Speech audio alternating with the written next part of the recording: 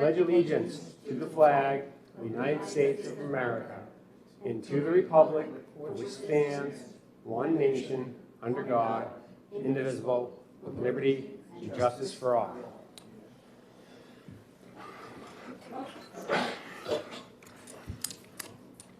And we will now open the public hearing on HB 187-FN. Here to introduce the bill, Representative Belcher. Thank you, Mr. Chairman. Thank you, Senators. For the record, Representative Belcher, Carroll County District 4 out of Wakefield. I have brought this bill today based on a constituent who brought me a rather awful circumstance that they had to endure. I did the research to understand what was going on with it, and what I discovered in my research was a genuine, I believe, fault in the law that exists as the result of how the law evolved over time. Presently, because of language that this bill seeks to amend, the courts have interpreted a prohibition on parents filing for restraining orders on behalf of their children in most cases, in all cases outside of the household.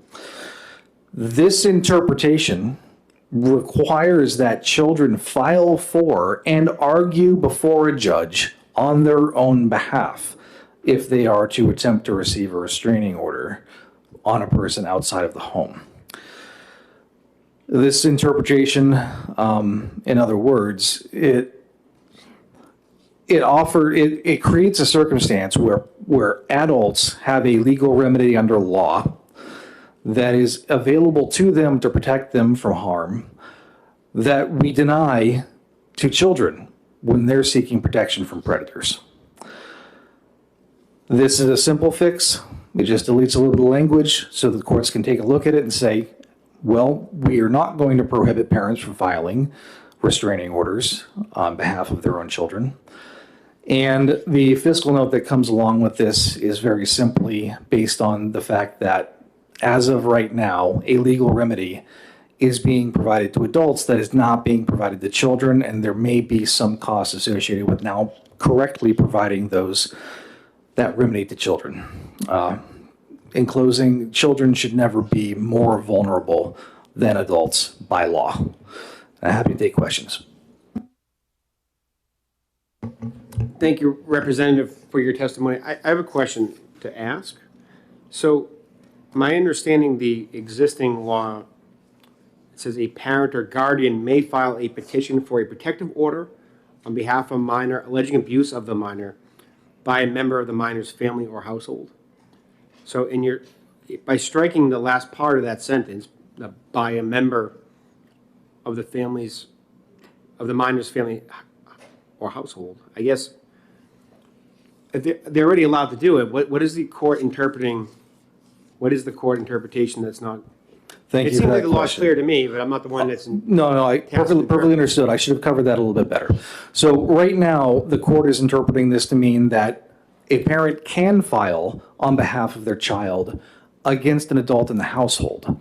But for any other person outside of the household, the parent is not allowed to file. The child would have to file on their own behalf. So there's several categories of restraining order, including, for instance, stalking orders, that adults can apply for and receive. But if a child were to try to get a stalking order based on our present law, they would have to file, according to the court's interpretation, the child has to argue their own case. And do you know when it says a minor, so let's say there's a girl who's 16 years old and her ex-boyfriend is abusive, it's not a household member, it's not a family member. A scenario like that would be a problem where the parents or guardian could not actually file it on behalf of the child. The 16-year-old themselves would have to go into court and do it. That's correct. Under the present interpretation by the courts, the parents would not be able to seek that restraining order on behalf of their minor child. The child would have to file and pursue it themselves. Thank you. Senator Sullivan. Thank you, Mr. Chair. Thank you for taking my question. You said that this came to your attention because of a situation that occurred. Can you expound, or is someone behind you going to? I believe someone behind me is going to expound. It was an awful circumstance where there was an actual indictment against a alleged predator that they could not pursue a restraining order for. Thank you. Seeing no questions, Representative, thank you for your testimony. And Senator Sullivan, you are now in charge of the list because I keep butchering everyone's name. Oh, put me on I the want hot everyone seat to hear there, that so then. they know. Tracy Searles.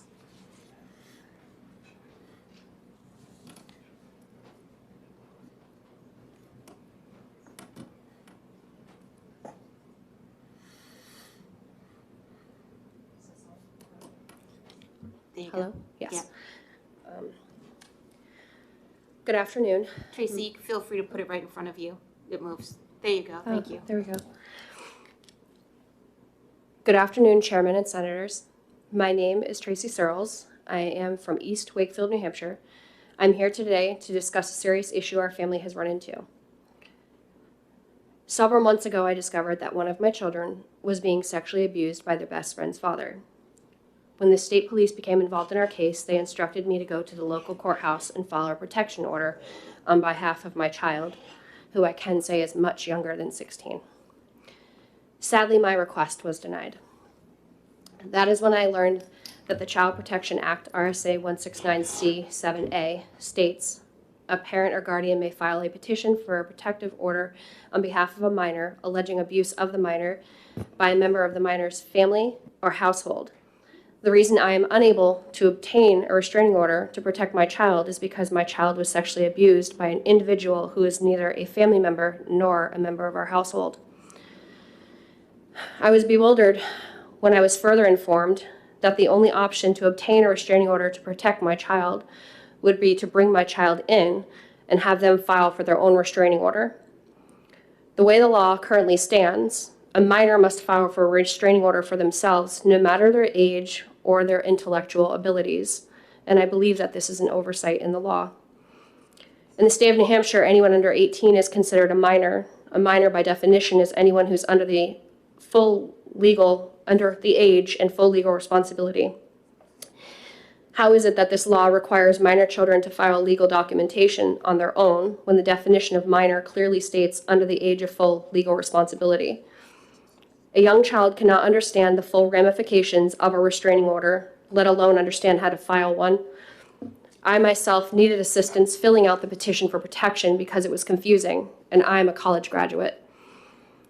How is a young child or a child with intellectual disabilities expected to be able to be capable of doing these things themselves? My child was groomed and tricked into believing that what was happening between them and their abuser was okay. As a result of their grooming, my child clearly could not differentiate right from wrong. How is it expected that any child should be able to or obligated to go into a courthouse and file for a restraining order for themselves, not even fully understanding what has been happening to them? Think about how traumatic and confusing that would be for a child, let alone disabled youth or children who are too young to even read or write. The filing of protection orders is a serious matter. Honestly, the filing of any legal documentation should be taken seriously. Children should not be expected to take on such complicated tasks. It is our job as parents to stand up for, protect, and advocate for our children. Thanks to the long-standing laws, as an adult, I can go and file for a protection order if anyone were to abuse me. I cannot, however, protect my children. Children are very vulnerable and deserve the same rights and securities as all citizens. Their abusers have pushed them into adult situations they should never have been in.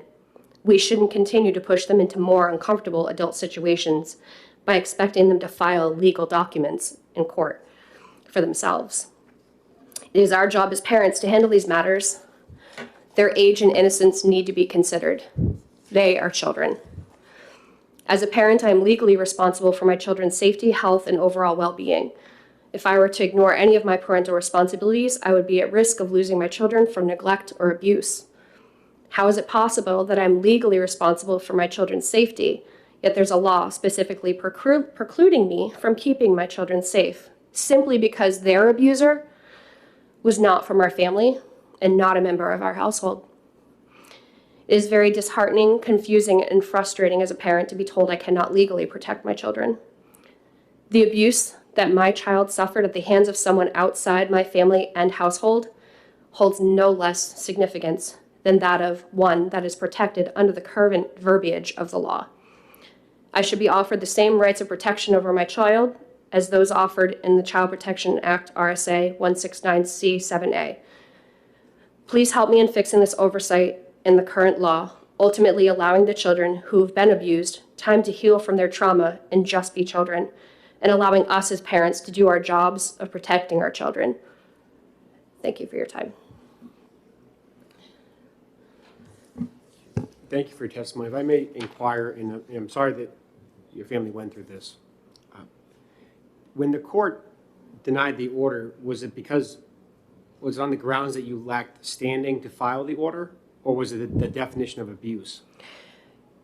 I was told by the clerk at the court that the judge said she was sorry, but her hands were tied because the law specifically states that that law, the 1697 whatever, it only covers children who are abused by someone within their household or by a family member. They went on to ask me, has he ever lived in your house? Is he related in any way? I said, no. They said the judge cannot pass this because of the way that the law is written.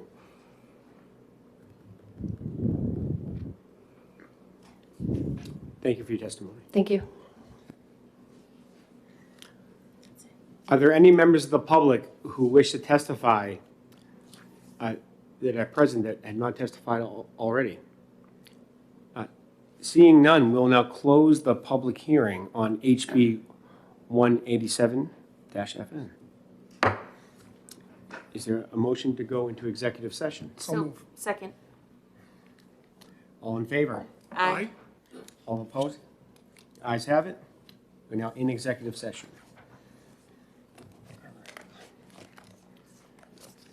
Could go in order of, we'll just go in numeral order, keep it simple. Okay. Thought you might want to do this one. That door there.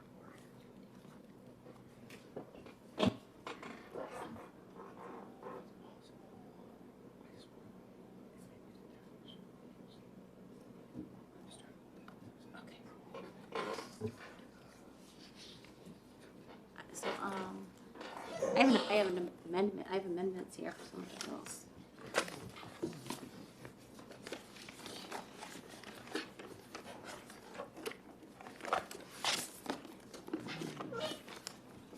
Let's start with 132.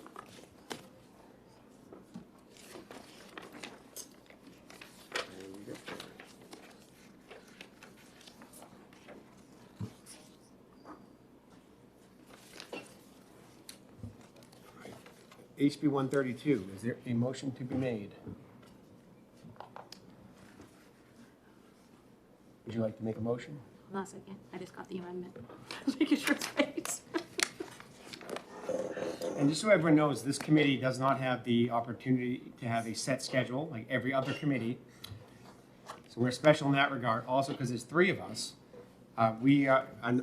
if two of us are sitting together, it's considered a quorum, unless we're members of the same political party. So if it's my friend to my left, him and I cannot have conversations outside of the committee hearing.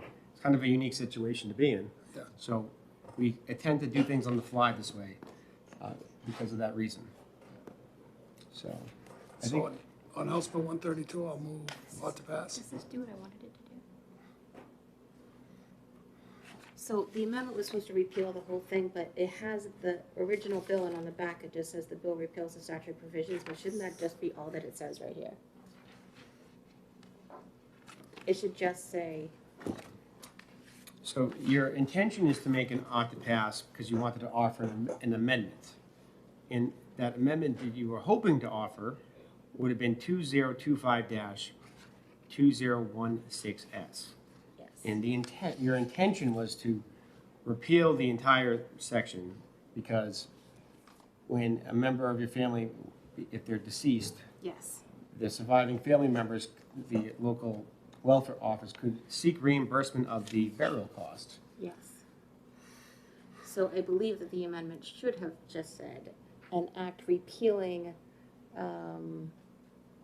RSA 165-20, correct? You have to have the whole bill and then put that at the end? Okay. So then I would like, see, he's the boss. He tells us all the things we need to know. This amendment does not, in my humble opinion, achieve the goal that you want. That's what I was But afraid your goal is to just repeal this Repeal. section. We heard a lot of testimony asking that, saying, I wish we could just repeal this. And So you want to repeal Yes. RSA 165:20. yes.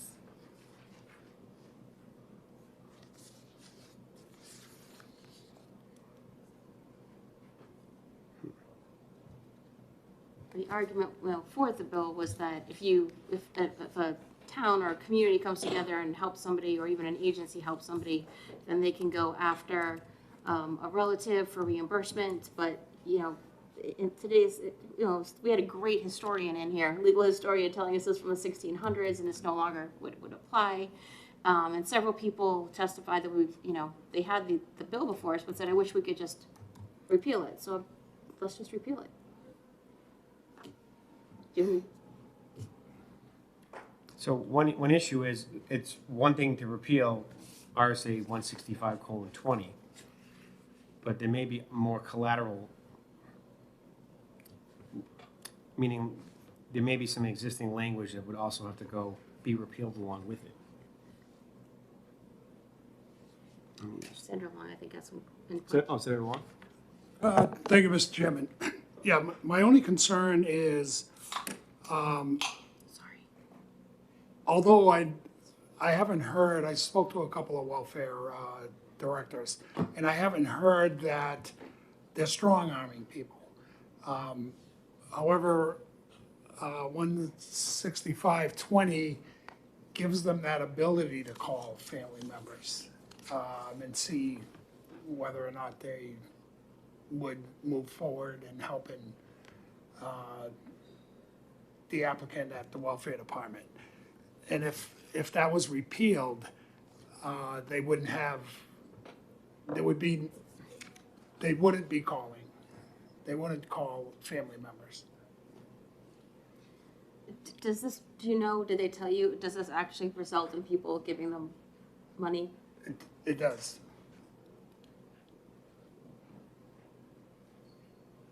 Yeah, and 165:20 is the only reason why they could call, why they could call a family member.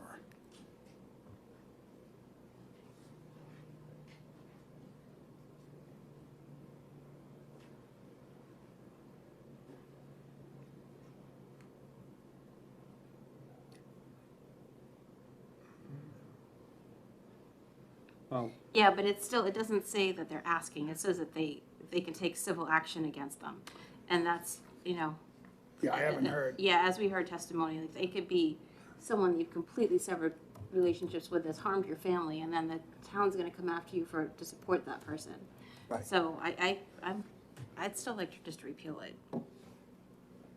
I don't think there's any reason that civil actions can't be taken in general. Like, you know what I mean? I don't think they need this to be able to do it, but this makes it so that so you want to, 166:12,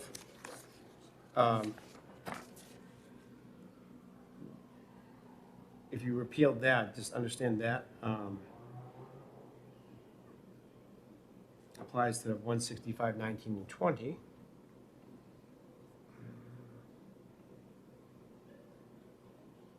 We don't want to, 165:19 has to do with its benefits but it's not including the burial expenses. So we don't want, you wouldn't want to repeal 166:12. You just want to, where it says RSA 19 and 20, you just want to strike the and 20. Because that's the section, that is the Yeah. RSA you're trying to yeah. repeal.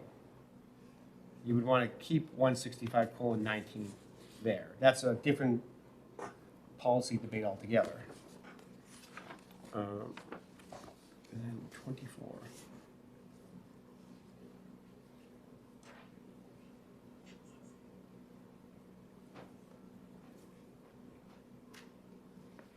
So, let me just read 165:19. It's a lot easier with 5 people on the committee. I'll just, okay, I say out loud.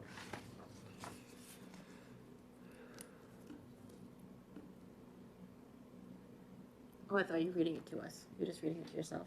Yeah. Would you like to share with the class? I will read it out loud. The relation, this is RSA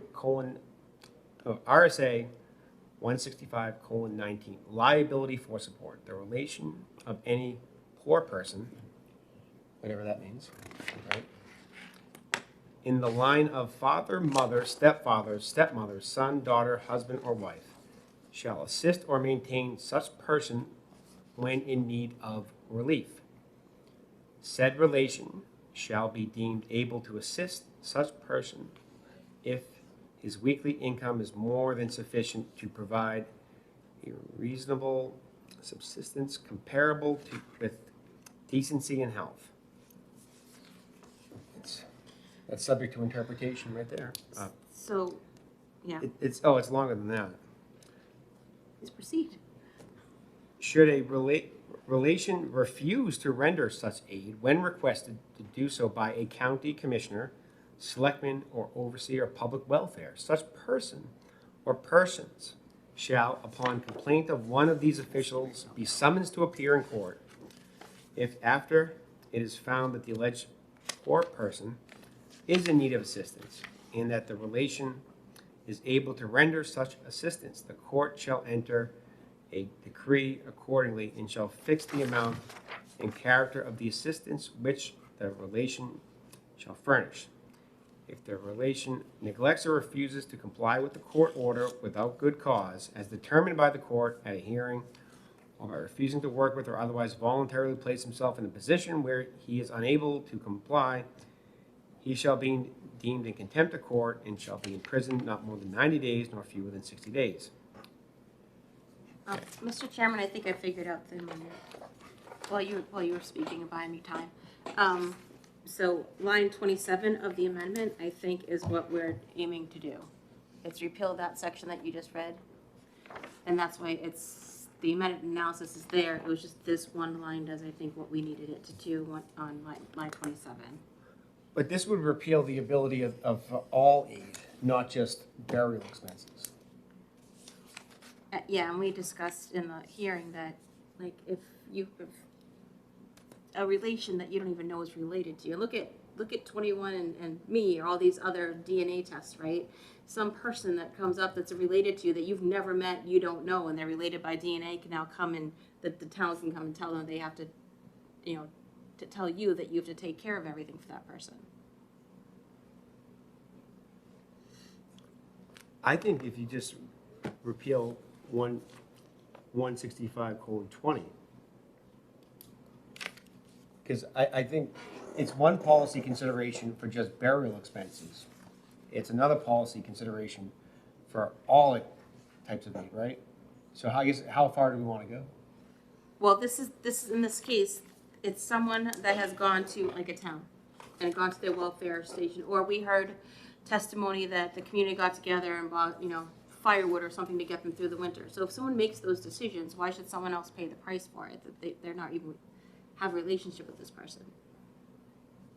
Oh, You know what I mean? No, And even with agree. the welfare department, if they've gone through the process and the welfare department says, yeah, these people they qualify, why should someone else have to go pay the welfare department for the decision that they made?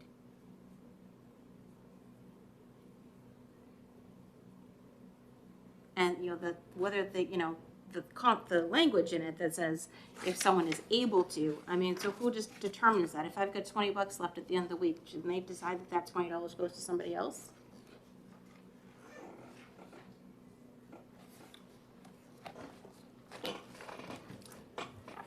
No, I understand. So I think you want to repeal all of it, as opposed to just the burial. Are we on burial expenses, or are we doing all aid? I guess that's what, because I think this does all aid altogether, as opposed to just, So 165.19 definitely repeal. but I think what 19, the problem with that, it is for all forms of public assistance. Not just, Right, so said relation shall be deemed able to assist such a person. Who determines what that assistance looks like? Based on their weekly income. Like I said, if is more than sufficient to provide a reasonable substance compatible with decency and health. Who determines what that even means? Well, If I have $20 at the end of the week, can they determine that I've got plenty of money and I can give that money off to somebody that I don't know to take care of expenses that the government gave them? I think we're really lucky that people don't know about this. Because we'd be, I think, in a lot of trouble. they're not doing a good job collecting.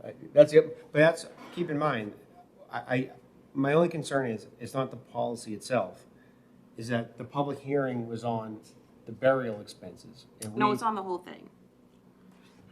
It was on the whole thing, because we had examples of when people helped out giving fuel assistance. Did you leave for a little bit?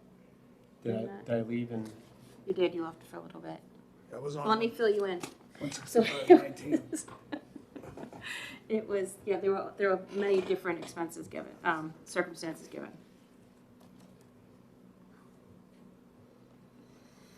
But again, who decides what's reasonable subsistence compatible with decency and health? You know?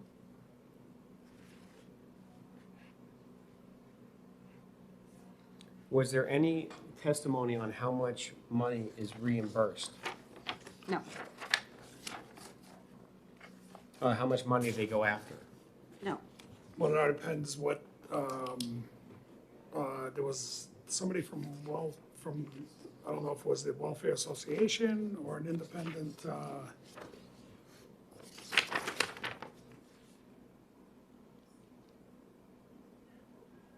Ted Marsh from the Welfare Association.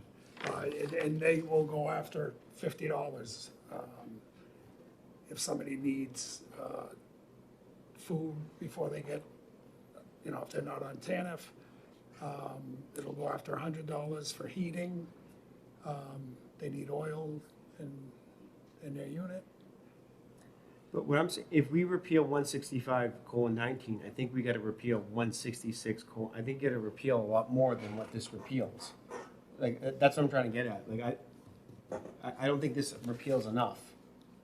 I'm good with repealing more. Okay, well, so we'll have some, like, some language, Let's get rid of some laws today. I'm trying to, I'm just trying to say is that I think you might need more, so. Do you want to repeal 165.20, 166.12, 166.24, and 165.19? Is that what you're saying?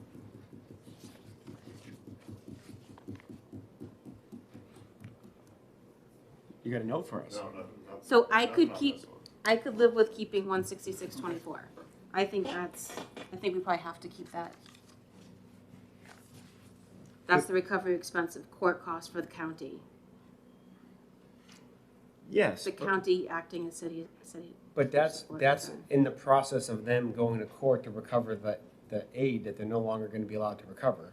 So what I'm saying is that whole section is essentially obsolete.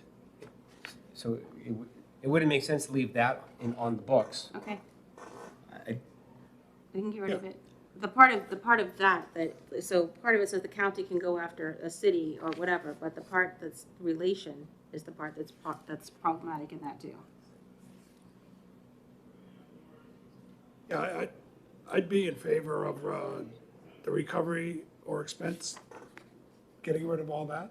I mean, I think I heard that there's leveraging with being able to call. I know the city of Manchester hasn't taken anybody to court that they thought should, but they would give 200 of a $500 request or whatever, so that helps the taxpayers. Where the welfare, the municipality's welfare department's not spending all of it. And I heard that this was the leverage they needed to be able to call a relative. So if there was an ought to pass and this amendment were to be offered, would you support it? Do you repeal everything? Yeah. Yeah, I couldn't support that, no, because I couldn't support it because I think they would lose that leverage. They But I'm they okay. couldn't call anybody anymore. I'm okay with that. I mean, nothing says that they can't call someone, but the part that they can take civil action is really a concern. So someone could find themselves in court over this. Yeah, I You know what I agree mean? with you there. I agree with you there, yes, I don't think anybody should go to court and be jailed for 90 days, is it? 60 to 90 days? Yeah. So your amendment on line 13 and 14, it says, any civil action brought under this section to recover the sum, the court shall award costs to the prevailing party. That needs to be Removed. struck, not, Yeah. but what I'm saying is there's 2 chapters we have to go through and look for that same language. I'm just saying, like, we have to go through the RSA chapter and strike all of that. As opposed to, this strikes some of it, just not enough of it. So there'll still be some language talking about a civil action that they no longer are Well, able to so bring. let me ask Senator along this. In 16520, would you be okay with language, lines 9, 10, 11, 12 as it is, and 13 stop at RSA 16534? So we take out any civil action brought by the section, because prior to that, it's a may. So in the amendment, In the amendment, what lines again? So we would keep lines, all the lines until line 13, and get rid of after 165:30:34, because the language prior to that is a may, and after that, it's Okay. civil action. Would you be okay with that? I'd be good with that. Okay.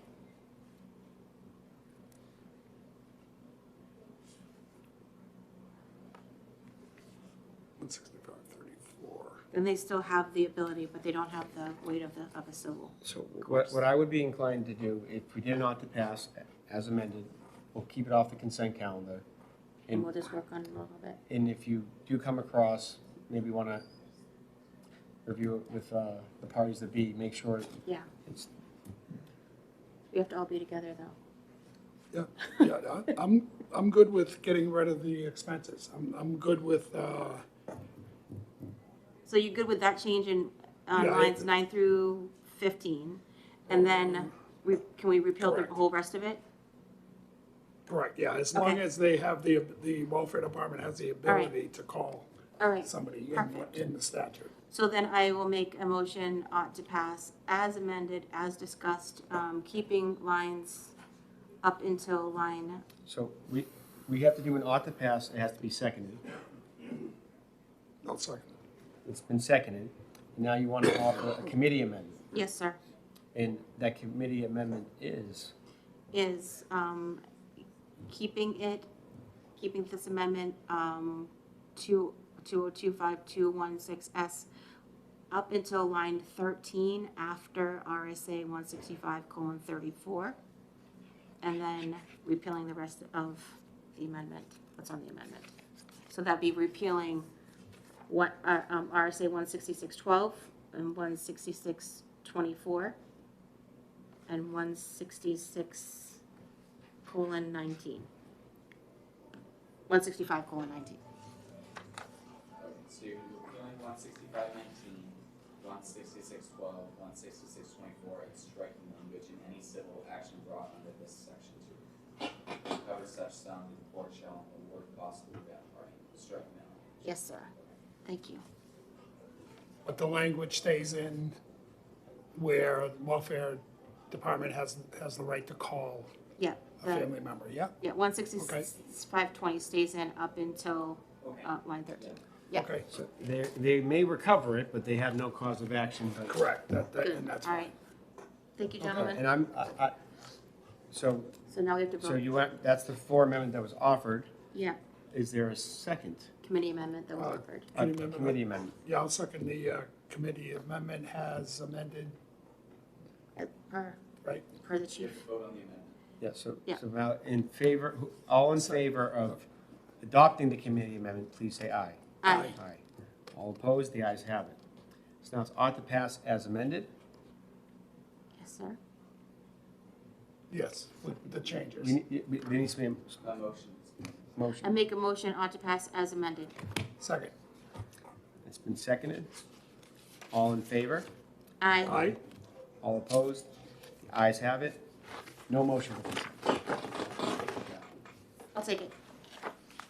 And all I ask is just maybe go through it, make sure we Yeah. if we missed anything that needs to go along with that. I'll send it to you guys to make sure that I've got all the eyes on it. Okay. Okay. All right. We are done that one. That was way more difficult than I anticipated. I apologize. Okay. Are you ready? Tell me when you're ready for that one, because I'd like to do it right here if we can. So we now we're now going to exec HB 187-FN. Is the representative that introduced it in the hallway? He had to leave. If he's in the hallway, you can just tell him to come back in.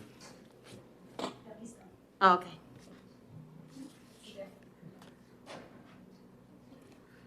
Is he being texted? Well, if he's in the building, we'll give him 5 minutes. You have questions for him still? No, I just figured if he's here. Oh, okay. How about we go to HB 486 F, and that's relative to grandparents' visitation rights. 486, yeah. Okay. And I was hoping we could re-refer that. I agree. And it's not the policy itself. And I think in respect to the testimony we heard, we had what appeared to be very great grandparents, good people who were very involved in the grandchildren's life. And due to turmoil within the family between the two parents, unfortunately, the children were, now being withheld from the grandparents who are, not involved in Right. that. My concern is you could have potentially the reverse effect, number one, right? Where the grandparents are not as great as the ones that we hear today. Right. And I guess it sounds to me like that would be bad parenting, to withhold your kids from your partners or the other parents, grandparents, simply because you're mad at them, but at the same time, I'm not really sure where to balance that. And I'm still, Yeah, I don't have much experience of that in my professional capacity, so I don't have any real world experience with that, but you don't want every single grandparent in the state filing complaints, trying to get visitation rights, imagine if both the parents are opposed to it. right. Yeah, I think it creates conflict within that family, or it could create conflict in that family. And if there's a way to remedy the situation we had presented to us, that would be great, but I don't know if we can do that. I think the problem is we're solving one problem, but we might be creating a lot of other ones. I'd be okay with the re-refer. I think I don't want to kill it. I want to work on it. Maybe send her along and I can work on it over the summer, whatever. Well, you- And maybe put something to effect that during custody agreements, that the grandparents are considered, or the family, extended family is considered in that. So when the court makes a custodial order, they do what best interests the child, which Right. I always thought that they would factor that in, like whether the parent is making spiteful decisions, perhaps taking into consideration the child's relationship with the rest of the family, which the court technically could do, but that's one option to explore. Just remember, if you do meet and I discuss know, I was just this, thinking of it that. has to be in the live Yeah. room. We don't want Yeah. that. Yeah, and my understanding was, you can't request consideration of the courts for a grandparent unless there's a decree. So, as a grandparent, I gotta sit out for 6, 7, 8, 9 months until they hash it out, and that's unfair. Yeah. Is what we heard. What would happen okay. if both parents didn't want the grandparents? The one thing they can actually agree on is that, yet the grandparents still could file the petition. So I'm comfortable to re-refer for now. I think Yep. we'll Yeah, okay. and So, we'll continue to work, okay. so. I'll All right. move, I'll move for a re-refer. I'll second. All right, that's been second. All in favor? Aye. Aye. All opposed? Ayes have it.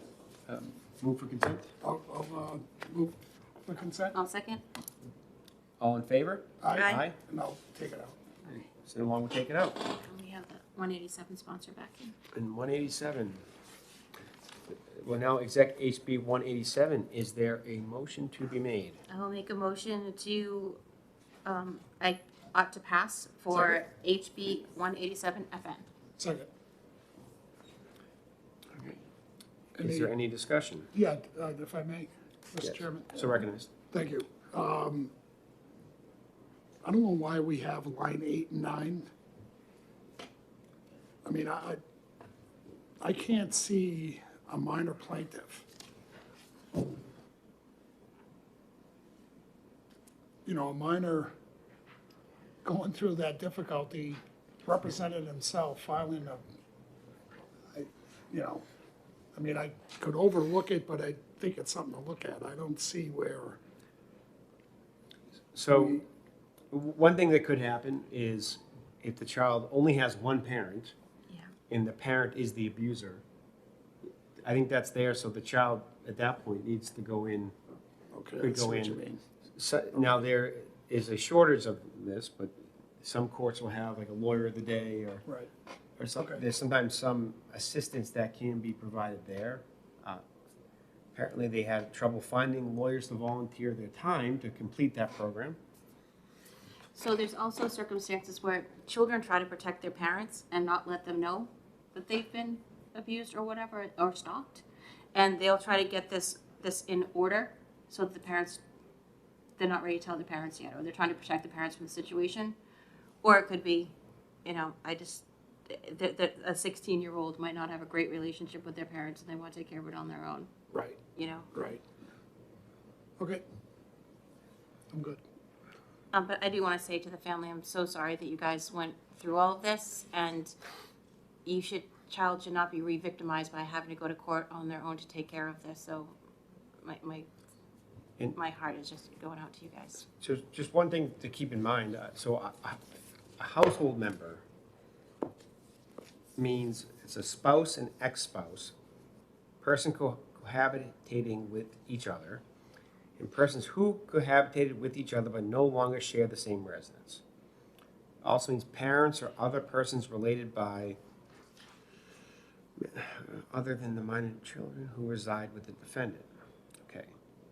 So one of the concerns I'm just bringing up, like, was it the defendant has to meet, like, the definition of abuse, right? And they have to be, it's limited who you can file that against. If you go to like a bar and you get in a fight with someone and you never met them before, you could not get a restraining order against that person.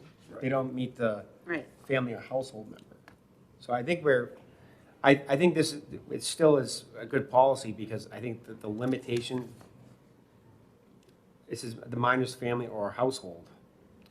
I think the minor's family or household, the problem is that this, with the fact pattern we got, I don't think that person met this definition's under 173-B:1.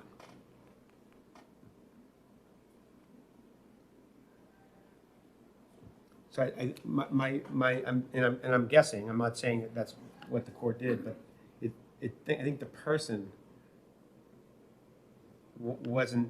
didn't fall in the family member or household member. Correct. Right. Yeah.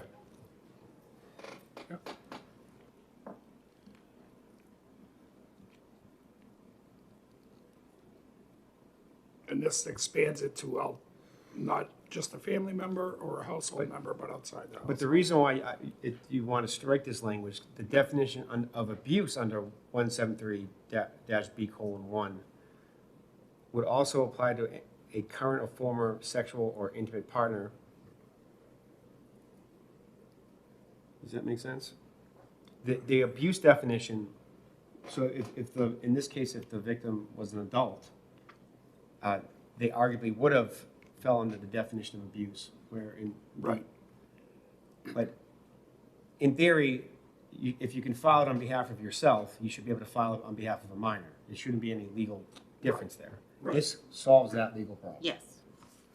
I'm not sure it solves all of the problems that we heard today, is the concern that I have. And I'm trying to make it better if I can, but again, working on the fly.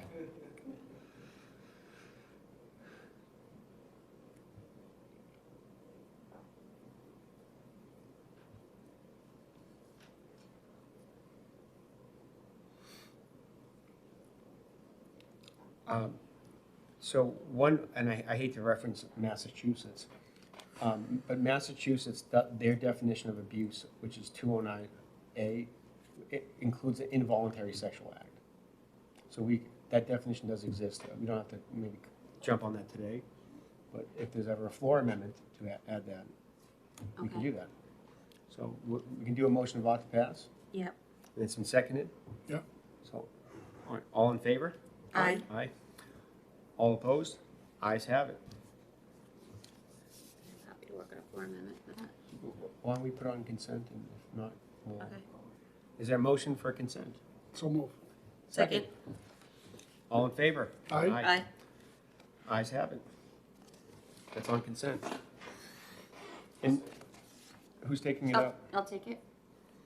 And just to clarify, there's different definition of abuse under different states for restraining orders. Some include the involuntary sexual act. I'm not sure ours does. So we're gonna look into that to make it stronger if we need to. I may offer on that point, just one thing is that, it was prohibited not just to file under this section of law, but because there's that. Do you wanna come up? You can come to the microphone. Thank you, Representative. Thank you. Just to help clarify on that matter, it was interpreted such that the enabling legislator, the enabling language in this, enabling parents,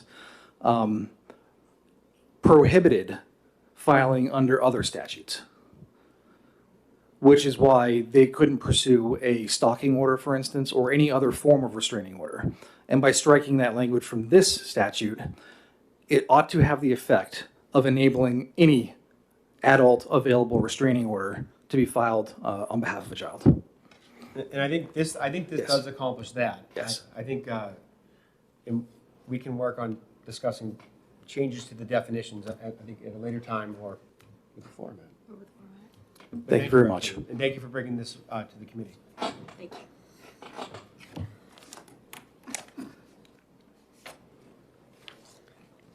And Representative, were you the sponsor of the library bill? No, No. I don't believe I'm on any library bills. No. I think that was the gentleman from Raymond. From Raymond, right? Yeah. Never mind. Thank you, everybody. We Thank figured you if for you were coming here, we'll accept that. Thank you. And thank you for bringing this to our attention. Your family has a lot of support, so that's wonderful. So how about HB 243-FN, that's relative to penalty for false reports of suspected abuse? Yeah.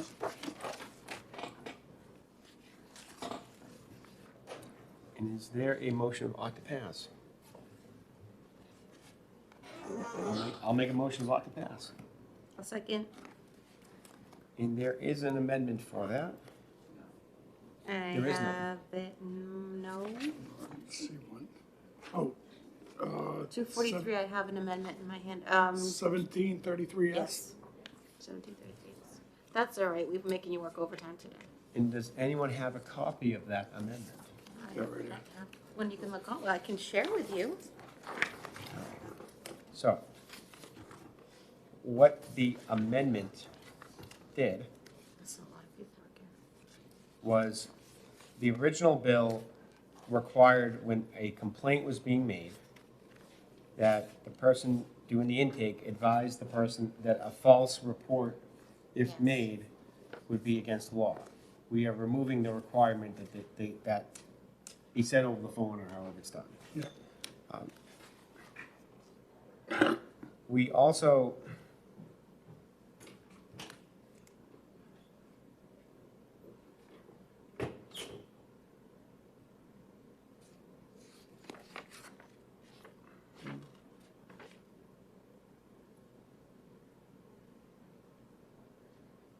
I think we also changed, we used the legal standards under New Hampshire law.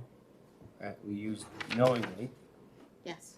right, as opposed to whatever was there before, that was legal language that's not really consistent with other RSA's. Yep.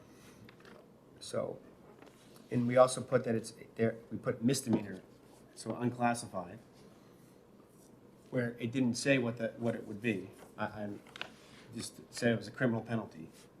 So, are we okay with an unclassified misdemeanor? Meaning the prosecutor has the discretion to prosecute as an A or a B. Yes. And we just put, if it's made to any mandated reporter, I think the original bill listed a bunch of mandated reporters, not all of them, but a bunch of them. Or then it said, or any other professional mandated reporter. You can just say any mandated reporter. Right. You don't need to say, list half of them, and then Right. say, or the rest of them. You just say all of them. That make sense? It does.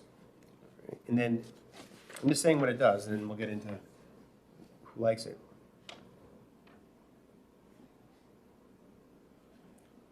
Yeah, We kept the civil language in there, but in there it also had, it had duplicative language that wasn't necessary, Okay. because it was in a different RSA. And if I pull up the original, I can tell you what that was.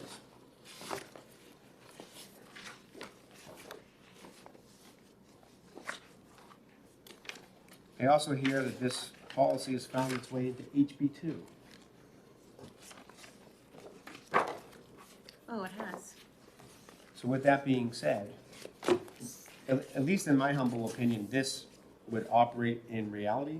The one in HB2, I don't, it's not our Right. committee, but it just, they would, at least I would hope if they're gonna keep it in there, I would hope use this.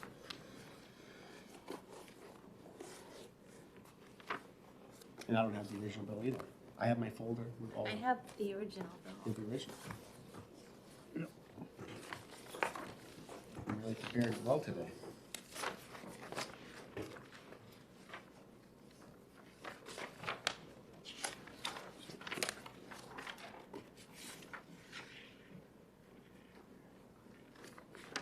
So, the original bill, it was, we struck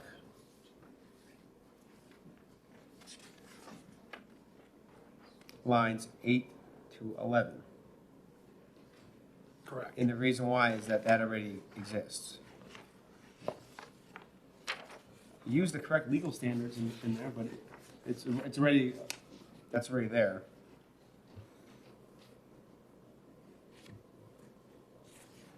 And that also, I don't want to say it's not germane, but that has to do with the mandated reporter failing to make the report, not a mandated reporter making a false report. Right. Or, so yes, to me,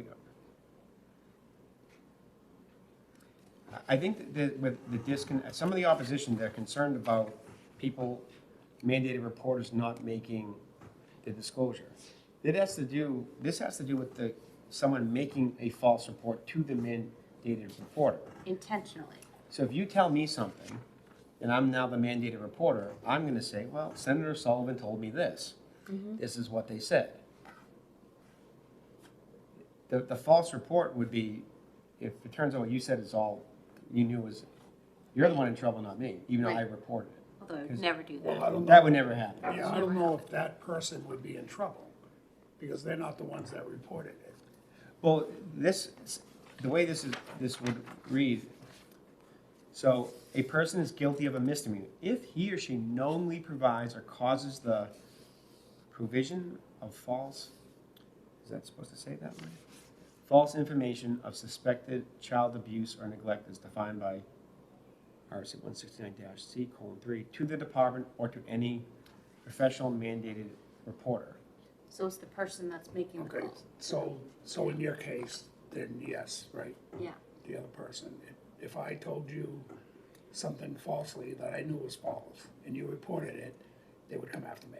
Yes, but as it's being reported, all I'm saying is Senator Long told me all this. Right. Right. So that person is not on the hot I seat. have no idea if it's true. Yeah, I'm not there. Okay. I'm just, and I can imagine I'm not sure any other way I would report it. Right. If they ask me, oh, did you see Okay. it? And I say, yes, then I'm also now being dishonest. That's my own fault. But I guess.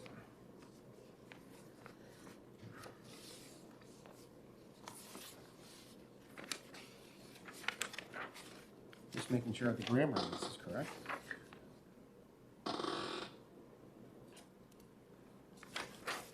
It says, causes the provision, that should say, I don't think that the causes the provision is the correct. It's like either a typo or causes the, it should say causes false information. The provision, Of so they're suspect. providing false information, because of the provision of false information. But it does read That- weird. It reads weird, yes. Yeah, I don't think we need that word, provision of, pardon, the provision of false, so do the cause, Either say, or causes false information of suspected child abuse to be provided, right? yeah, that makes sense. And just for clarity, does 1733S replace the bill, the whole bill? It wasn't a replace all. It's not, so the effective date is still, Yeah. okay. Should we change the effective date? So effective date is January 1st. I think that's. The effective date on the original bill would be, January 1st. which I think is appropriate. Yeah, the judicial likes January if they're gonna change their stuff.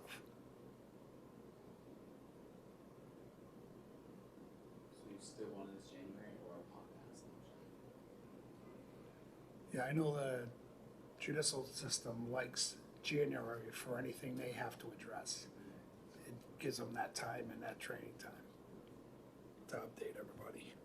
So on line, the amendment on line 29, we want to strike the provision of. So you either knowingly provides or causes false information. So a person's guilty of a misdemeanor if he or she knowingly provides or causes false information of suspected child abuse or neglect as defined by RSA 169-C to the department.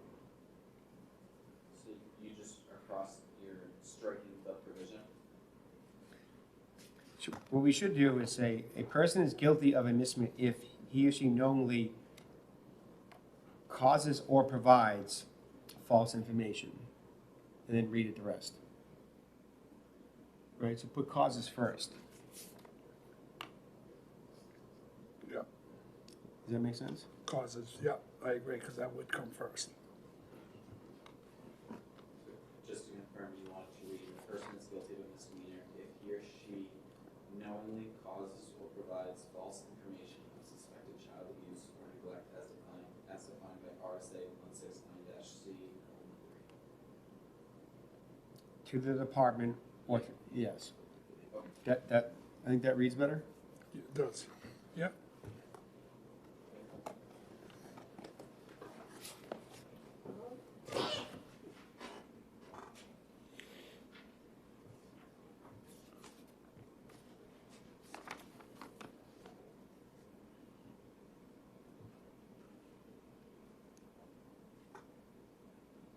Is there any other comment, question? I think, Yeah, I mean, the only other issue would be, you know, with teachers. Whether another child says something about my friend Johnny's dad has been slapping him.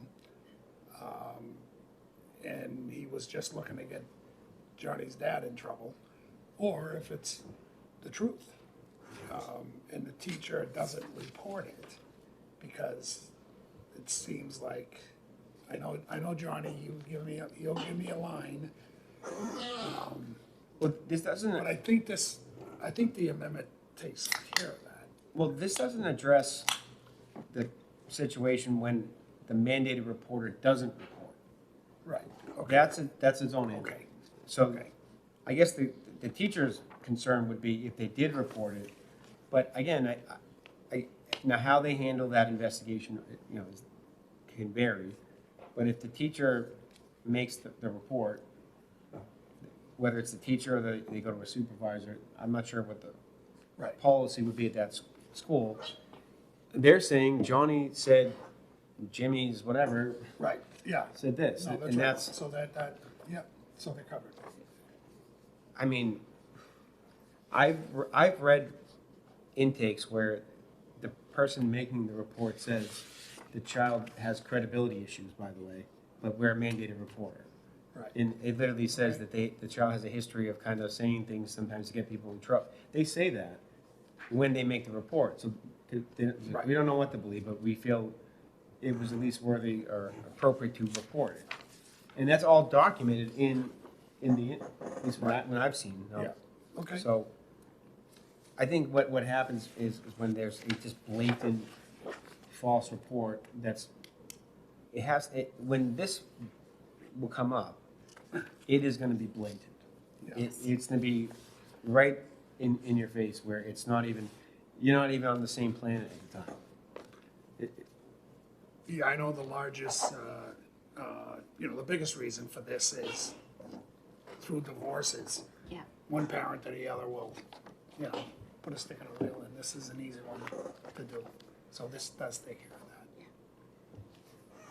that. And we're hoping to avoid those situations where this is weaponized. Exactly. Right, So, okay. so we're not gonna offer this amendment. Did we offer this amendment already? So we're technically doing a committee amendment. So the committee amendment that I would like to offer is for the most part, the same language as 2025-1733S, except for the grammatical change on lines 20 to 31. Yeah. Yeah, and you still, it currently is a January effective date, correct? Yes, Which we should keep. yeah. So I would like to offer that as the committee amendment. Is there a second? I'll second. So, all those in favor of adopting the committee amendment, please say aye. Aye. Aye. All opposed? Ayes have it. So now it's, So I'll move for it to pass as amended? I'll second. Sorry. You beat me, it's okay. All right. So I think we discussed this enough. This is another one, it can, maybe we keep it off the consent calendar just to give it we can put it on, take it off. Let's put it on consent, we have to take it off, we'll take it off. Right. So all in favor of ought to pass as amended, say aye. Aye. Aye. All opposed? Ayes have it. Okay. So we'll move for consent. Second? All in favor? Aye. All opposed? Ayes have it. It's on Moving consent. right along here, And- fellas. And I'll take this one out. Okay. Okay. So, I think, HB 273, I think is up on deck. and just for everyone's, I might have said this original bill found its way into HB 2. Yeah, so, And if anything, whatever, I'm not speaking for fine, I'm just saying that draft is problematic given what we discussed. Yeah. Right. So. What's next? HB 273, We'll open 273. I'd like to make a motion of ought to pass on HB 273, and I'd like to speak to the motion. And I will second that. So I met with the library in Manchester. We had a great time walking down memory lane of when my kids were little and all the things that they did at the library. And they did have a concern about this. I do have an amendment. I just realized the amendment isn't exactly correct. A couple of the notes that they made was that the original bill said where address, whose address matches that of the minor's account, which is on lines 5 and 6.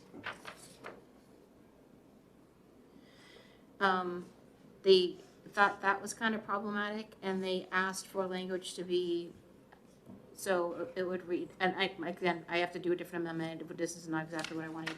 The legal guardian on line 5, or the minor when requested by the parent or legal guardian who has been listed on the library account for the minor. People move and don't always update their addresses in the, or they have like more than one parent. Anyway, they said that that original language was problematic, and they asked that I offer this. It was been listed on the library account of the minor. My only disagreement with you is I think your amendment accomplishes that. The amendment just says, shall be available to the parent or legal guardian of the minor when requested by the parent or legal guardian. And I'm not sure how they would know who the legal guardian would be necessarily if they're not actually listed on the account, right? So that's why they want it to match who's on the account. So if I go to the library and say I want my child's library records or whatever, I don't have a way of proving that that's my actual child. Right, unless you're on the account, which you can have more than one parent on the account. So you could just walk up and say, you know, I want to see this account of this child, and they don't have any way to prove that you're who you are supposed to be. So I see what you're saying. I guess I go around with my kids all the time, and I say this is my son or daughter, and no one's ever questioned it. So Yeah, but would you do, like, if you're doing something that requires records, you would have to show who you are. I mean, the school knows who you are, but if you're walking up to a library, you don't know who's working there, and you ask for the records of your child may not be with you, and then how do we know? Not everybody shares a last name with their children, you know? So Well- I didn't think it was an unreasonable request of them. let's say I enroll. You can tell my wife did most of the work when it came to this. We always But do. when a child's enrolled in school, how does the school verify that you're actually the parent of the child? Because you're on the records. Well, let's say you're enrolling them for the first time. I'm just saying, what do they do to verify? How far? I mean, I'm just asking. I forget what they did. They just kind of took us at our word, I think. Well, in a school setting, they probably You- accept a note. You have to, 'cause in they a know school who you setting, are. you have to show your address, you have to show like a Who you bill are. that says you reside there, you have to show an ID of who you are. Yeah, you really didn't do any of this stuff. Go home and Right. thank your wife tonight. I think for everyone. So that was one of my questions. This is both school, this is all libraries, school, public libraries.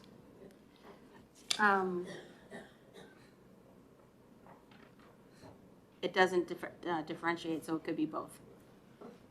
So in the school setting, it wouldn't matter because you get both parents on record, right? So it really So only they would- applies they to would the know. public library, yeah. Yeah, and my only other concern was,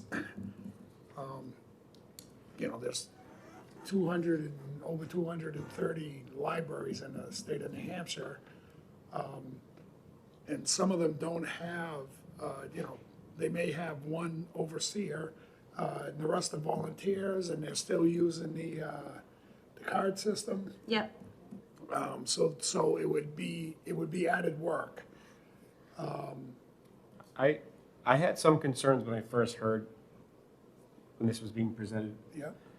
but I did ask, how often are these records being requested? It seemed to be pretty rare.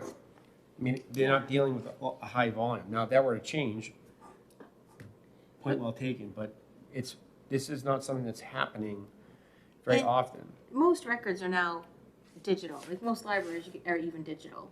But if they aren't, they still have paper files of the card, all that information, because if they don't return a book, you have to be able to chase the child down, right? You have to Right. get that. Yep. So they still have paper files that they can go through. The other recommendation they made, they did not put on the amendment because I didn't think we'd be able to reconcile it, was to put an age, like children under 12 or under 16 or whatever. I just think keeping it minor keeps it simple. It keeps it clear. She said other states put in an age. Some states you do 12, and I know that won't fly in New Hampshire. A 12-year-old is still a child. So I'm just telling you what they brought forward to me. And I put in part of what they wanted, also to increase the effective date to January 1, so that they've got time to educate their staff and to change some of the business that they do along the way. 60 days is too short of time to implement. Right. Yes, they Well- want to make it like January 1, 2026. I mean, I agree currently there's not very many requests. But I think by passing this and it gets out, there's gonna be a lot more requests. Now I can do it legally. They have to give me everything. I'll just, oh, by the way, I wonder what Jimmy's doing in the library. Well, you have some scenarios where the child's really just under the parent's account anyway. And even Right. though in those scenarios, they can already request it, Right. still not having the volume. I guess, Yeah, I guess what we heard is the parent has to sign off. If I get a card for my child and I don't want any information about my child, I could sign that off. If I don't sign that off, then I could get any information because I signed the card. so when you sign up to get your card, do libraries ask that, who's your parent or guardian? Correct. Is yeah, that, you is that can't on as- the application? You can't, as a child, get a library card without your parent's signature. So at that point, they'll know who the parents are when you sign them up, right? I don't actually know the answer. Right, and that's what it's saying. It's saying the parent or guardian that's on file, right? Right. Instead of just saying, the other thing is just too vague. They wouldn't know who, anyone could just walk in and they wouldn't know.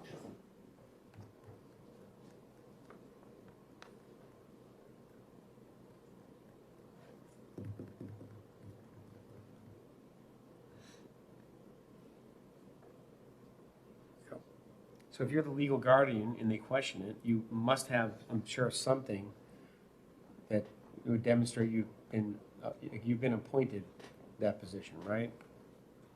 If you're the parent, you're on the paperwork they used when they signed up. That's how they would verify it. If they question it. If I just walk in and say, I'm the legal guardian of this child, Well, that's what they're saying. This, who was on the paperwork is Yeah. the person that they would give it to.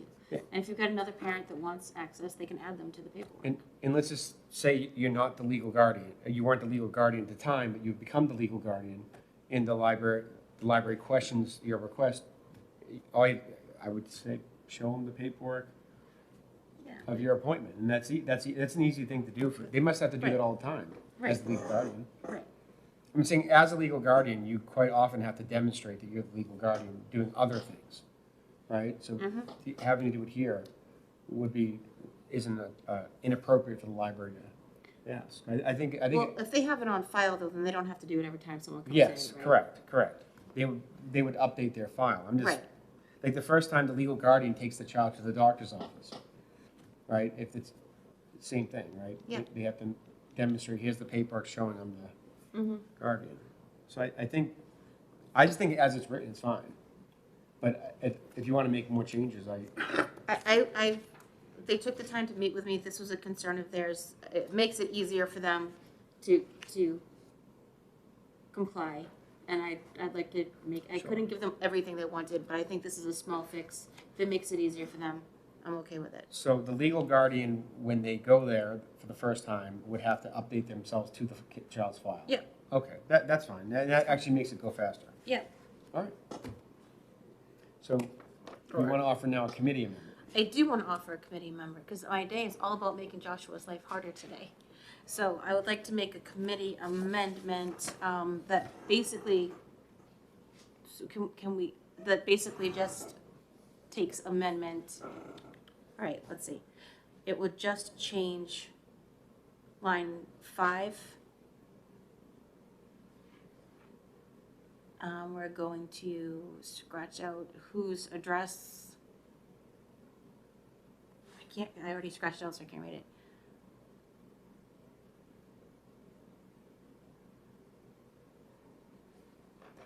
Whose address, what does it say? Joshua, help me.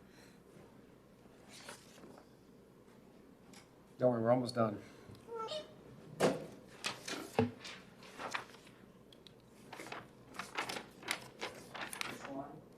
Line 5, it says, legal guardian whose address, matches, I got it now. Matches that on the minor's library account. So it's the address part they struggle with, so scratch that out. And we just put instead, or legal guardian, who has been listed on the, or who is listed on the library account for the minor. And then changing the effective date to January 1st, 2026.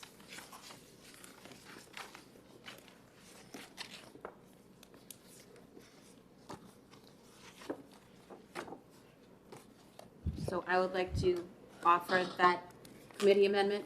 So that's 2011S? It would be a committee amendment instead of 2011, that's right? Yeah. Okay.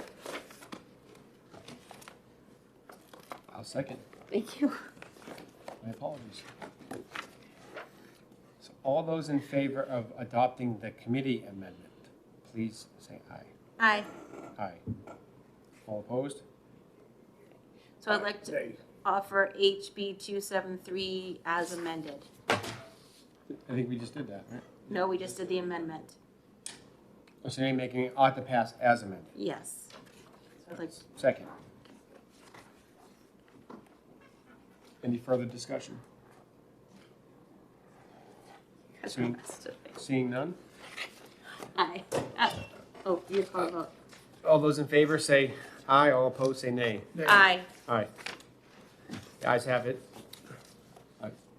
Did you name? Yes. Is, Oh. would you oppose consent if we're allowed to put it on consent? We always take it off.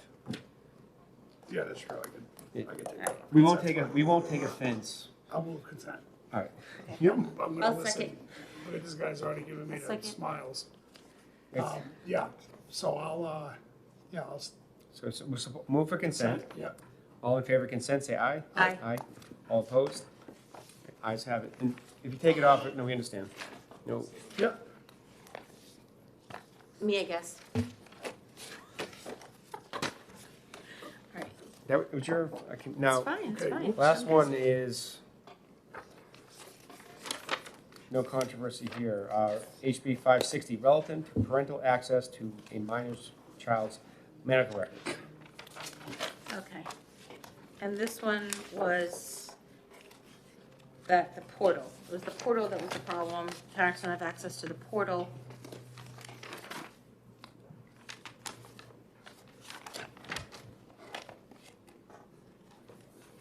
Nobody has an amendment or anything, right? So I'll move, out to pass.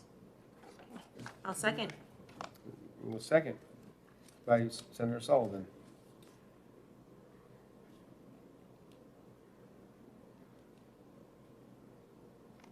All right.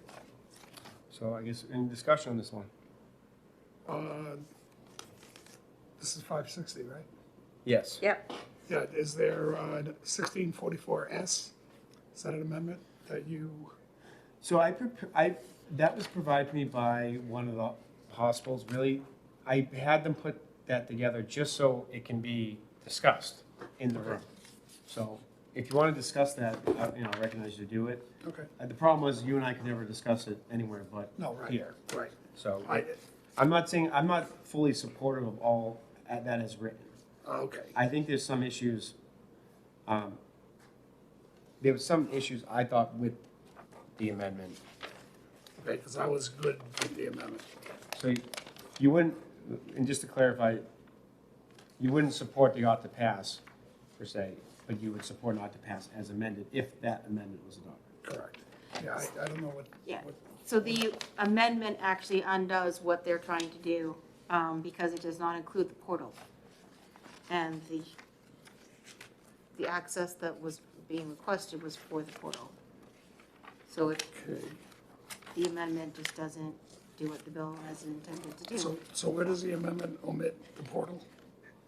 It says medical records mean physical medical records and electronic medical records, period. Which the electronic is portal, right? The portal's different than medical records. It has a lot more information in there than just, like, it's appointments, it's other communications. Right, so your record, they're gonna give you a digital copy that goes to, like, what your test results are or things like that, but the portal actually has a lot more information on it. Yeah, but I thought we were told that when when somebody asked for electronic records, they pulled some of the portal, not the whole portal. They don't have access to the portal, but they will pull electronic records from the portal to give to the, that was, Hampshire, actually, Ben Bradley. Yeah, that's still some records, right? Right, yeah, it's So, not I mean, full.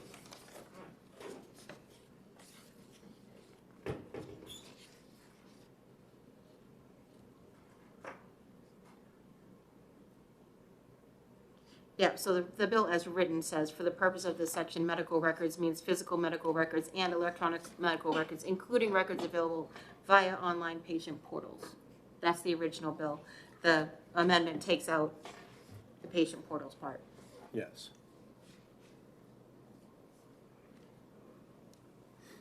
Now, what is in the portal?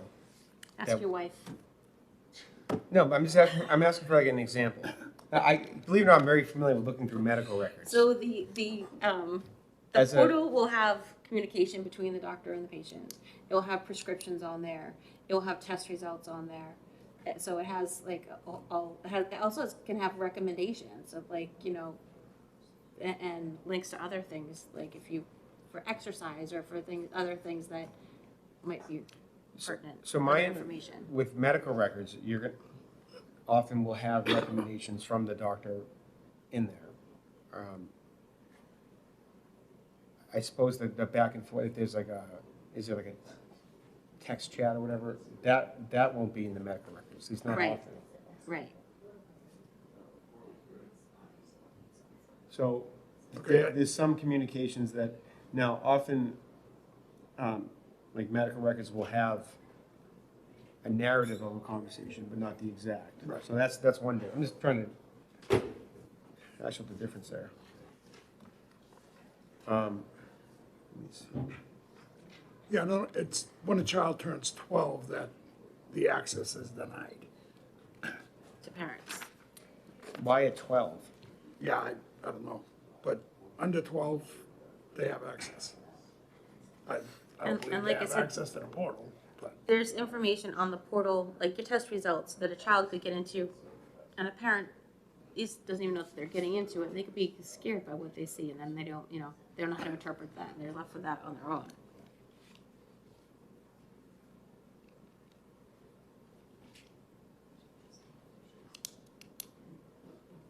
Just, you know, a 12-year-old is not able to manage their health care.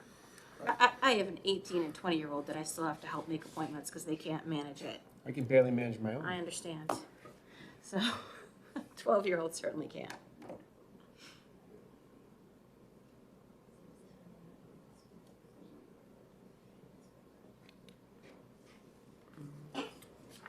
Sorry, I'm a little disorganized. I opened my folder for this bill and the folder was empty, so my papers were You're a scattered. mess today. I know you're on a time crunch, so, I am. all right. So just for the sake of, given our conversation, Senator Long, I know you made a not to pass with the impression, maybe you don't want to be the one that makes that motion anymore. okay. Right, So if you're not if you gonna want to adopt withdraw it, your yeah. motion, I'll- we can, I'll let you withdraw it so we can Okay. do it again. Thank you, I'll withdraw my not to pass motion.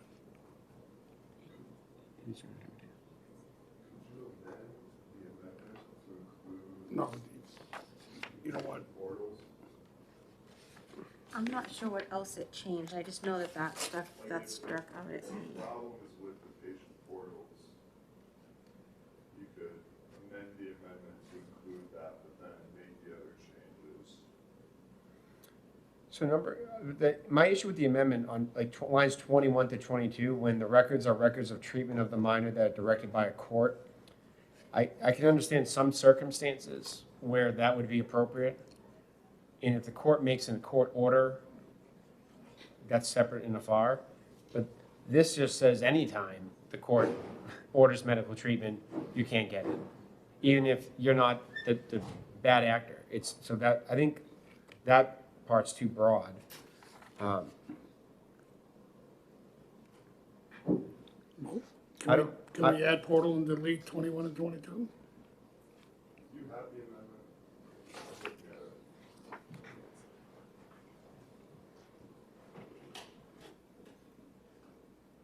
I also thought 14 to 17, policy aside, it says in his or her professional judgment. So basically, that as written basically says the doctor in their professional judgment says something. There's no real basis of ever challenging that, at least in the real world.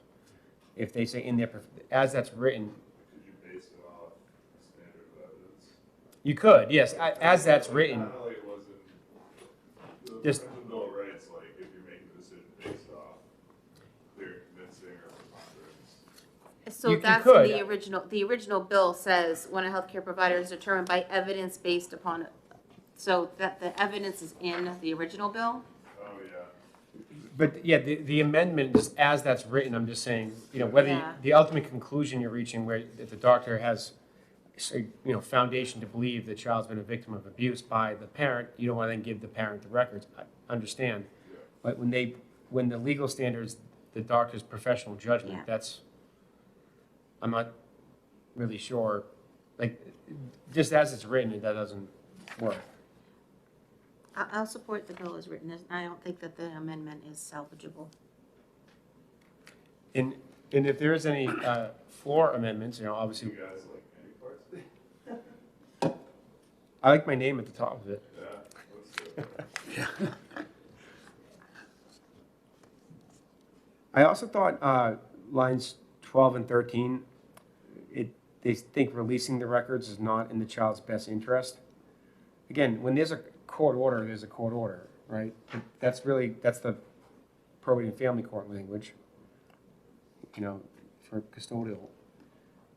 Right. But if there's a court order, denying or legal custody, whatever, that's all addressed during the other stuff. Did you come running over? I can tell you're out of breath. Someone must have notified you.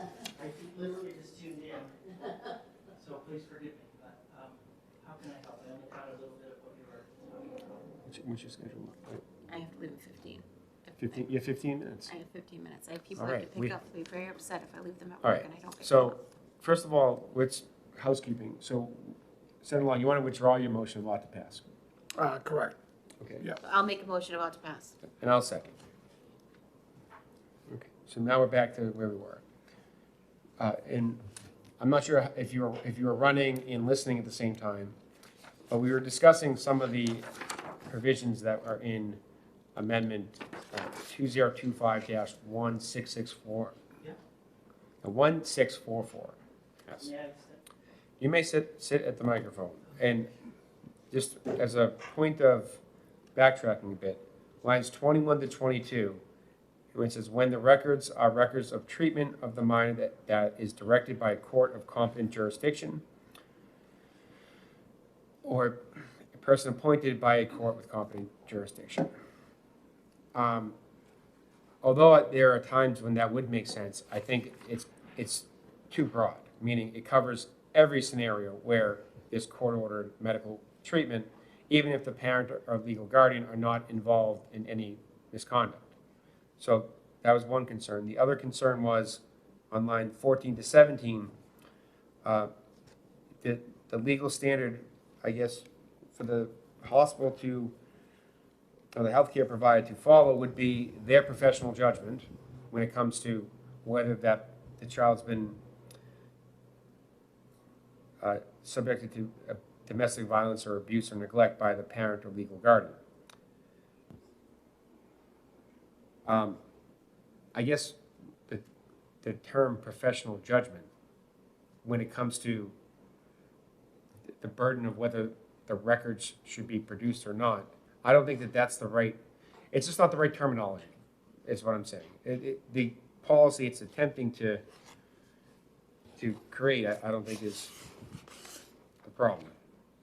That was, and then also lines 12 and 13, it talks about the court has determined that the release of the records is not in the child's best interest. That's the phrase normally with custodial orders, legal custody, physical custody, that the probate and family court often references. I suppose in that case, I feel like when they award legal custody, if it's sole legal custody just to one parent, that's where the best interest is determined. If you don't have the legal custody of it, you're now, my understanding would be excluded from this anyway. But I think that, how's the court going to make that determination of the best interest of the child regarding the medical records when it's requested? The other thing is, I'm not sure how the hospital would know that determination has been made. Right? It's same as if there was an abuse prevention, a restraining order. The hospital, how would we know? They wouldn't know, and then I guess maybe I'm reading this wrong, but I don't think that really flows appropriate there, at least as being the standard to not deny it. If the court makes that determination, that's outside of this, is my understanding. Because if you are denied legal custody for whatever reason, then you don't have grounds to request this anyway. May I share a few thoughts? May I share a few thoughts, Senator? Sure. Just to respond. I hope it helps clarify, but if not, I'm happy to work with you. A couple of things. Lines 14 through 17 reflect the current determinations as outlined in HIPAA. So we wanted to make sure that the language mirrored how federal law affords that exception when a healthcare provider reasonably believes in his or her professional judgment. And in the materials that I included with my testimony on the young adult and adolescent consent and confidentiality laws in New Hampshire, it outlined, I believe it was page 16 or 17, that referenced the federal statute with this terminology. And that's why we tried to align it so as not to be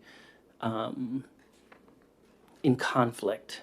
One saying, if in your professional judgment you make that determination at the federal level, and another at the state level, which says, which originally said with a preponderance of evidence or something of that nature. So just for clarification, the existing law uses the standard, the professional judgment. The federal law uses that language, yes. And that's why we tried to mirror that so that there weren't two competing expectations of a provider to make that determination, one based on professional judgment and another at the state level based on however it was originally drafted with a preponderance of evidence or something of that nature. We do have the ability to make state laws stronger than federal laws. We just don't have the ability to do the opposite. Certainly that's the case, Senator Sullivan. I just would say that one of our biggest priorities this session and throughout our advocacy as a hospital association has been to try to reduce duplication, any kind of regulatory burden on providers and our hospitals to make determinations when one says one thing and another might say another thing.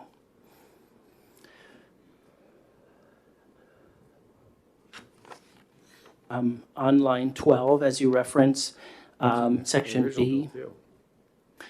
Section B, this was something that we had talked about briefly. I believe the original language referenced protective orders, and protective orders as referenced in RSA, insert the RSA, I can't remember what it was. And the concern was that the RSA would only be applicable to New Hampshire when there was a protective order from New Hampshire.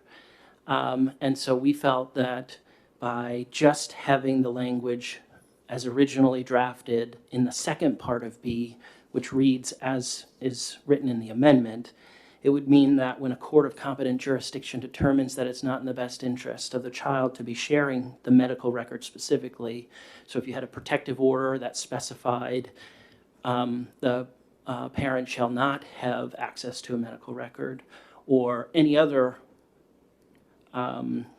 determination by the court of competent jurisdiction that indicates the medical record shall not be released, that section B recognizes that. And as I pointed out in my testimony, I would just say, you're absolutely right. We can only act on the information we know, we're given. And if that information is not provided to us, then we would reasonably believe that it would be in the interest of giving that information to the parent, because we acknowledge their parental rights. So one, That's the original bill. so one issue, so what he's saying is, the bill as written does cover New Hampshire, but you could have an abuse order from another state. It wouldn't cover those. So we could do a committee amendment just to add, or another, And what line is that? 12 and 13.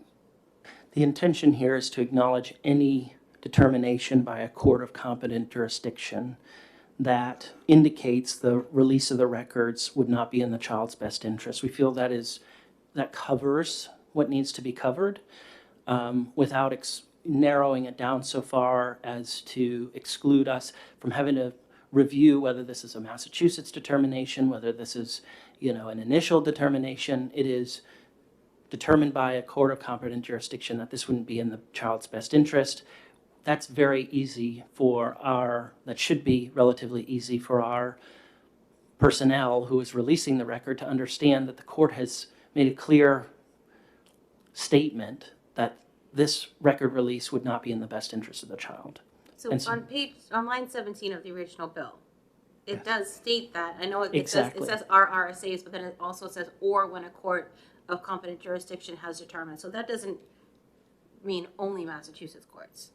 No, not at all. I mean, New Hampshire courts. And so the reason that we proposed this amendment to strike those RSAs and to strike the protective order language was because if the court of competent jurisdiction indicates that a medical record release would not be in the best interest of the child, that is the clearest way for us to know that we shouldn't be releasing that record.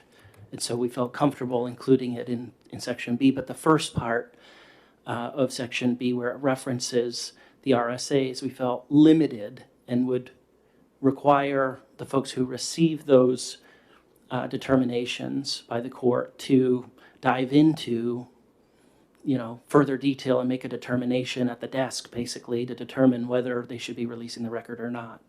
This way it's written makes a very clear indication that it would have to be explicitly noted by a court of competent jurisdiction it's not in the child's best interest. so give me 1 second. Found the RSA we need to read. The other thing you get into, if I may briefly just continue. Oh, Just sure, One, certainly. so in regards to the other, so the language we would want to take is from RSA 173B:13. That is the full faith and credit clause, shall we say, we'll call it, as for domestic violence, abuse orders. So 173-B:13, Roman numeral 2 says, any protective order issued by any other state, tribal, or territorial court related to domestic violence or family violence, including an ex parte order, shall be deemed valid if the issuing court had jurisdiction over the parties in the matter under the law of the state tribe. So we can reference that RSA and solve that problem about it only being ones that are issued in the state. Does that make sense? Can I just say that I think the way it's written addresses the problem with other states? So the original bill. No, forgive me, the way the amendment is written would include anything. But it solves, it goes beyond that, because now you don't necessarily need to have any abuse, restraining order, any neglect, you don't need any of that. The doctor or the healthcare provider just has to, in their professional judgment, believe something. That's how I read that. As the it's written, it says, it's clear that we're talking about an actual order or findings been given. The concern that it's only New Hampshire orders is valid. It should include an order from any state in the country, right? As long as that's the case, then but I think this covers that, but and more, that's how I read it. May I, Senator? You may, So I think both B and C are critical elements of this bill. I don't think you can just have B and remove C, because unless there is some action by the court, the provider wouldn't be able to utilize their professional judgment, or, somebody comes in with very clear signs of abuse and neglect, they wouldn't be able to make a determination unless there was a court order saying you can't release those medical records. So I think both B and C are really important, particularly under existing law, which affords providers that ability to make those determinations.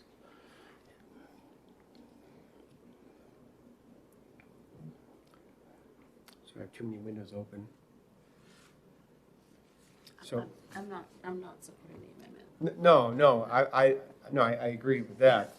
What I'm saying is, I'm not saying, I'm just saying, I do agree that as it's written, it would only cover an order issued in the state of New Hampshire. So what I think we can discuss is, do we want to, should we consider that if they have a protective order from another state? You don't think that covers it, or when a court of competent jurisdiction has determined, you don't think that covers other states? Well, that's what I was researching as we. Respectfully, that's our position, is that it would cover. Theirs covers, he's correct that it covers that, but it covers a lot more than that. And I don't think we're saying we want it to cover more than that. I'm just making sure that would cover. I'm not 100% that it does. I'm getting there. I'm just. Oh,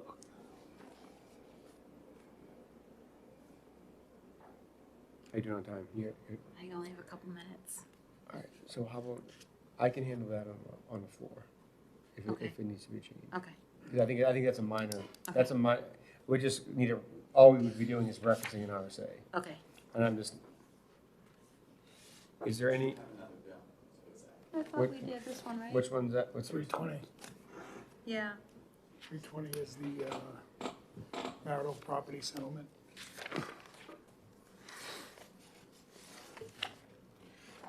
All right. So how about for this one? I think we discussed it. If we're not ready to move forward with it, then we can always. But I think for the sake Yeah, of the I'm community. okay with 320, so. We're all good with 320, so do we have to move on this bill that we have out first? So it's a motion about to pass. Yes, you seconded. Second. Is there any more discussion? No. All right. All in favor? Aye. All opposed? Opposed? 1. Ayes have it. I will leave this one off consent. Somebody want- Okay, yep. I'll take it, sure. He's gonna And- give me, and he's gonna 320. tell me how overloaded he is in judiciary. And give me the pity party, pity story. For 320. 320, Is there a motion about to I'll pass? move on to pass. I'll second. All right, any discussion? All right, seeing none, all those in favor? Aye. All opposed? Ayes have it, I'll move consent. so moved. Second? Second. All in favor? Aye. Aye. All Make- opposed? Ayes have it, sorry. I'll make a motion to come out of executive session. Second. All in favor? Aye. Aye. Ayes have it. Uh, You want to- Yeah, I'll take that out. And that was on consent, right? Correct. Yes, sir. Do we have anything else we have to exec? I'm not sure we're gonna be able to meet again. All right, that's crazy. We're season up the session about that. Gentlemen, thank you for everything that you do to keep us in line and on the rails as much as possible. He's overworked between myself and Senator Gannon. They really, really put a tall order in for him, I understand. right out of the gate, especially, You know I'm the most fun to work with, right? Me. and I'm the least fun. So any other business to discuss? Nope, All right, we are adjourned. You, sir? yeah, thank you. I know the senator's running.